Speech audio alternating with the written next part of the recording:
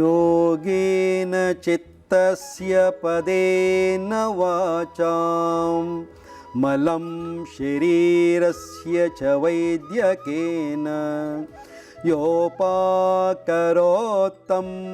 ಪ್ರವರಂ ಮುನೀನಾಂ ಪತಂಜಲಿಂ ಪ್ರಾಂಜಲಿರಾನತೋಸ್ಮಿ ಆಬಾಹುಪುರುಷಾಕಾರಂ ಶಂಖಚಕ್ರಾಸಿಧಾರಿಣಂ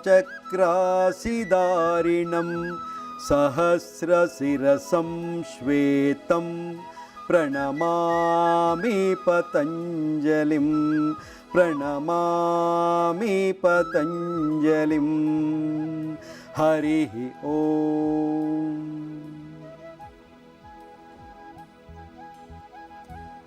ನಲ್ಮೆಯ ದೂರದರ್ಶನದ ಚಂದನ ವಾಹಿನಿಯ ವೀಕ್ಷಕರಿಗೆಲ್ಲ ನಮಸ್ಕಾರಗಳು. ಆತ್ಮೀಯರೇ, ಇಂದಿನ ಈ ವಿಶೇಷ ಸಂಚಿಕೆಯಲ್ಲಿ ಮಂಡಿ ನೋವಿನ ಬಗ್ಗೆ ಹಲವು ಯೋಗಾಭ್ಯಾಸಗಳನ್ನು ನೋಡೋಣ. ಇದು ಅತ್ಯಂತ ಸರಳವಾಗಿದ್ದು ಮನೆಯಲ್ಲಿ ತಾವೆಲ್ಲರೂ ಕೂಡ ಆರಾಮದಲ್ಲಿ ಮಾಡುವಂಥ ಹಲವು ಯೋಗ ಆಸನಗಳ ಪ್ರಕ್ರಿಯೆಗಳಾಗಿವೆ. ಇದನ್ನು ಹೇಗೆ ಮಾಡೋದು ಅನ್ನೋದನ್ನು ಒಂದೊಂದಾಗಿ ನೋಡ್ತಾ ಬರೋಣ.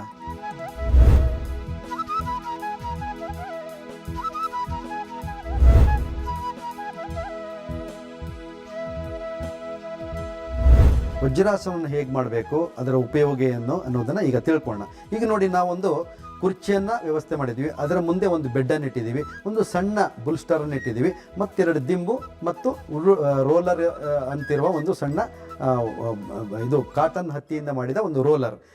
ಇದೆಲ್ಲವನ್ನು ಬಳಸ್ಕೊಂಡು ನಾವು ವಜ್ರಾಸನವನ್ನು ಮಾಡಿದಾಗ ನಮಗೆ ಯಾವುದೇ ಒತ್ತಡ ಆಗೋದಿಲ್ಲ, ಆರಾಮ ಅನಿಸ್ತದೆ. ಆ ಆರಾಮ ಸ್ಥಿತಿ ಹೇಗೆ ಅನ್ನೋದನ್ನು ಈಗ ನೋಡ್ತಾ ಬರೋಣ. ನಿಧಾನವಾಗಿ ಆ ಬೆಡ್ ಮೇಲೆ ಮಂಡಿಯನ್ನಿಟ್ಟು ಕೂತ್ಕೊಳ್ಳಿ.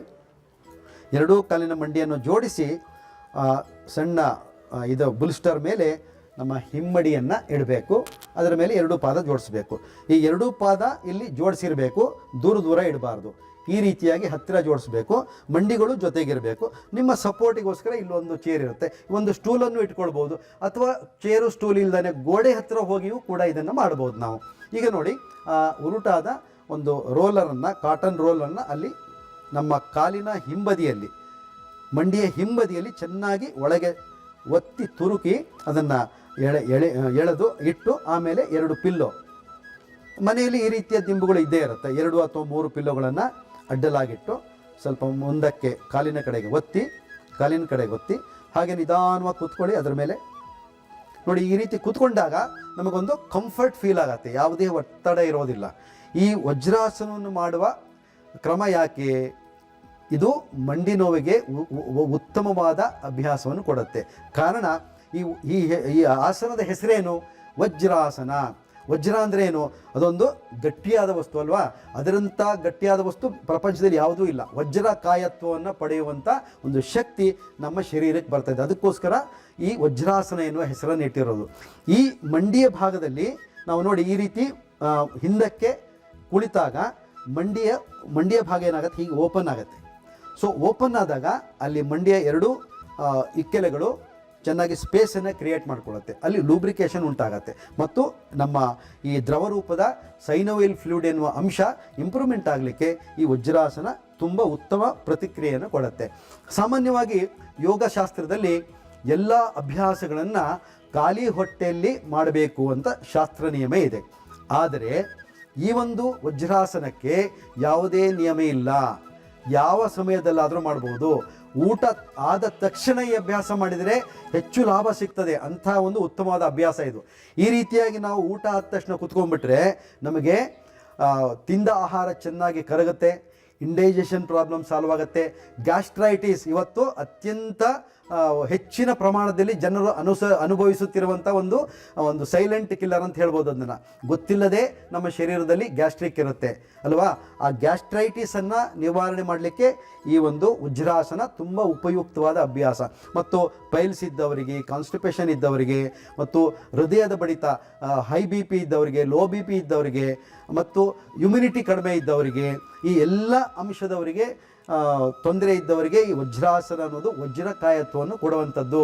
ಹಾಗಾಗಿ ಯಾರಿಗೆ ಮಂಡಿ ನೋವು ಇದೆಯೋ ಈ ರೀತಿ ಪರಿಕರಗಳನ್ನು ಜೋಡಿಸ್ಕೊಂಡು ಬೆಳಗ್ಗೆ ಮಧ್ಯಾಹ್ನ ಸಂಜೆ ತಿಂಡಿ ಆದಮೇಲೆ, ಊಟ ಆದಮೇಲೆ, ಮತ್ತು ಸಂಜೆ ಒಂದು ಹೊತ್ತು, ಮತ್ತು ರಾತ್ರಿ ಊಟ ಆದಮೇಲೆ ಸುಮ್ಮನೆ ಬೆಡ್ ಮೇಲೆ ಹೋಗಿ ಈ ರೀತಿ ಪರಿಕರಗಳನ್ನು ಜೋಡಿಸ್ಕೊಂಡು ಒಂದು 5 ನಿಮಿಷ 3 ನಿಮಿಷ ಹಾಗೆ ಕುತ್ಕೊಂಡ್ಬಿಟ್ರೆ ಆರಾಮ್ ಅನಿಸುತ್ತೆ.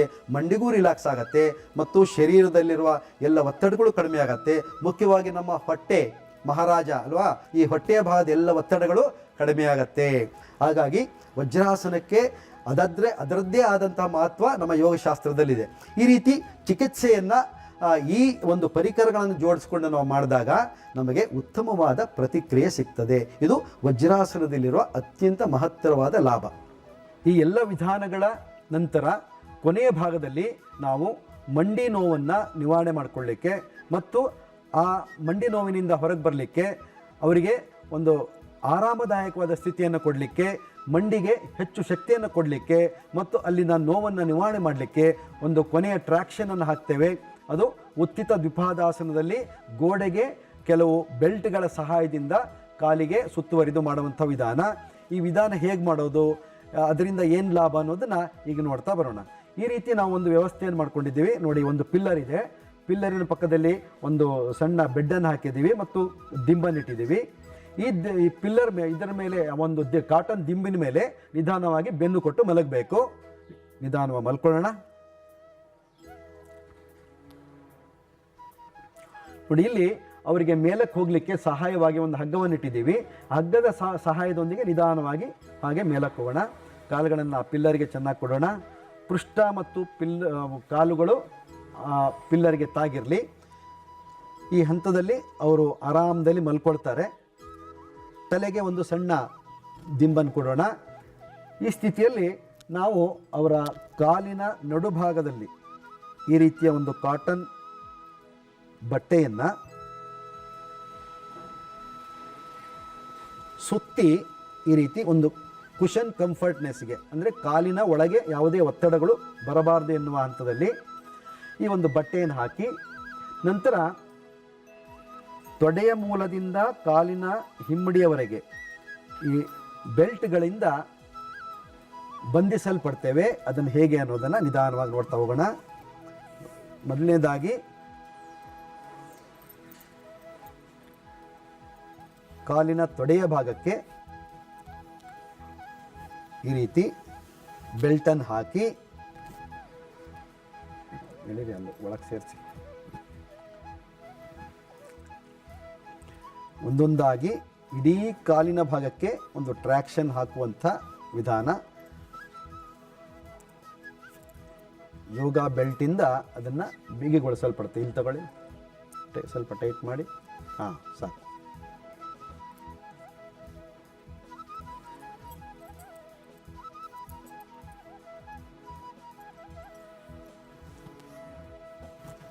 ಒಂದು ತೊಡೆಯ ಭಾಗಕ್ಕೆ ಹಾಕಿದ್ದೇವೆ, ಇನ್ನೊಂದು ಮಂಡಿಯಿಂದ ಕೆಳಗೆ ಮೇಲ್ಭಾಗ, ಅಂದರೆ 2 ಇಂಚಿನ ಮೇಲ್ಭಾಗ, ತೊಡೆಯ ಕೆಳಭಾಗ. ಆಮೇಲೆ 3ನೇ ಬೆಲ್ಟನ್ನು ಇಲ್ಲಿ ಹಾಕಿದ್ದೀವಿ, ಮಂಡಿಯಿಂದ ಮೇಲ್ಭಾಗ ಒಂದು 2 ಇಂಚು ಮುಂದಕ್ಕೆ ಕೆಳಭಾಗದಲ್ಲಿ ಹಾಕಿದ್ದೀವಿ.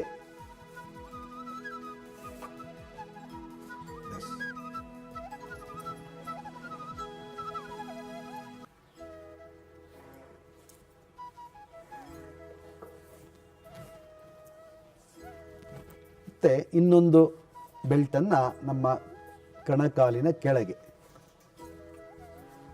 ಇನ್ನೊಂದು ಬೆಲ್ಟ್ ಕೊಡಿ, ಇನ್ನೊಂದು ಬೆಲ್ಟ್ ತಮ್ಮನೆ. ಹಾಂ, ಹೇಳ್ಕೊಳ್ಳಿ.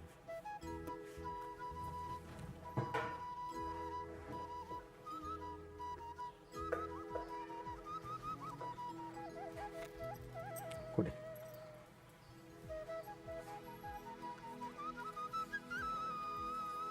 ನಮ್ಮ ಕಣಕಾಲಿಗೆ ಹೀಗೆ ಕಾಲಿನ ಸುತ್ತುವರಿದು ಈ ರೀತಿಯಾಗಿ ಬೆಲ್ಟನ್ನು ಕಟ್ಟಿ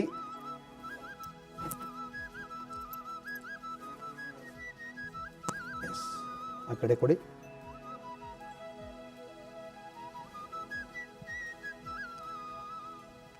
ಪಾದದ ಮೇಲೆ ಒಂದು ಸ್ಯಾಂಡ್ ಬ್ಯಾಗನ್ನು ಹಾಕೋಣ.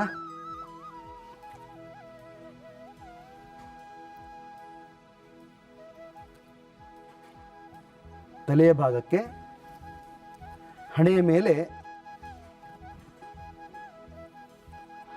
ಒಂದು ಸಣ್ಣ ಸ್ಯಾಂಡ್ ಬಾಕನ್ನು ಹಾಕೋಣ.